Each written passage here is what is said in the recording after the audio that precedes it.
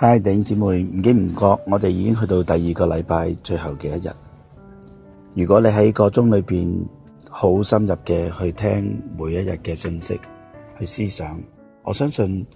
可能你嘅心情好似入咗去一個山洞一樣，坐住呢個過山車去經歷到究竟點樣安慰，點樣喺憤怒當中，我哋能夠可以平靜落嚟，點樣可以再信，點樣再愛，或者喺我生命當中裏邊，有時真係好想停低落嚟，睇唔到自己啲盲點，好怕去主動。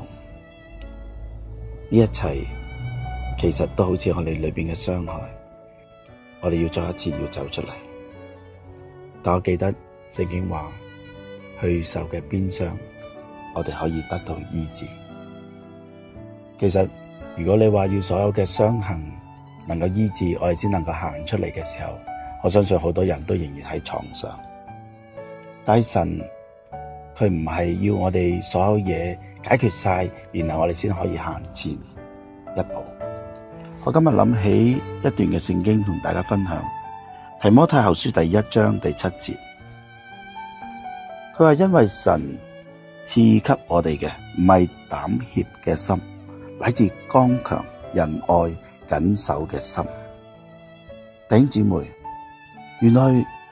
我哋雖然面對咗好多唔同嘅傷痕喺我哋嘅生命當中，又如何呢？因為神應許我哋裏邊有一個唔再係膽怯嘅心，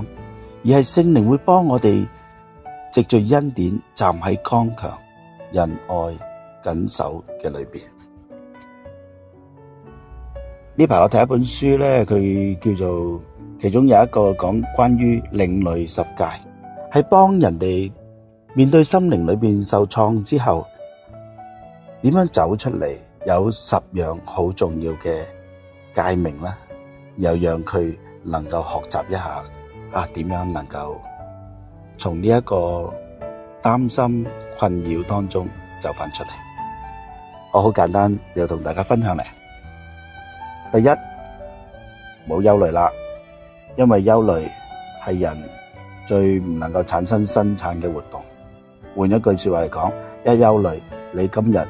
你所做嘅嘢都會比較差啲。第二，唔好驚惶啦，因為大部分嗰啲恐懼咧，呢啲嘅事情咧係好少會出現喺我哋嘅眼前。第三，喺未達到目標之前咧，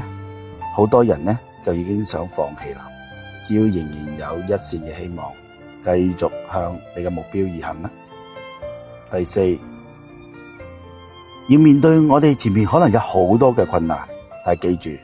每一次處理一件事就夠啦。第五，唔好將你啲問題咧帶上床上，因為呢一啲嘅問題唔係你同你一齊瞓覺嘅好朋友嚟嘅。第六，唔好借人哋嘅問題而自己發出自己好多問題，因為其他人嘅問題佢哋有能力處理嘅。第七，唔好嘗試去補足昨日你做咗啲好嘅事，或者犯咗啲惡嘅事，淨係耿耿於懷，因為呢啲嘢已經成為咗過去啦。不如專心一致嘅，能夠好好活出你自己嘅生命，活在當下啦。第八，學下做一個好嘅聆聽者啊！因為當你洗耳恭聽嘅時候咧，你先會同其他嘅人有唔同嘅意見，但係你亦都會學到新嘅事物。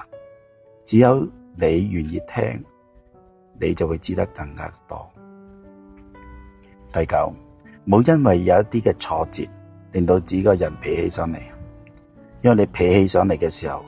大部分都係源於一個原因，因為你自己點樣睇自己，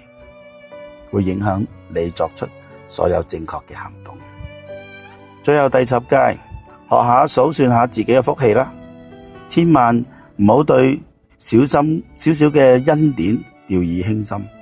可能神今日藉着一啲好少嘅東西，就係呢啲咁少嘅東西，呢啲小恩典就會累積成為一個大嘅祝福。弟兄姊妹，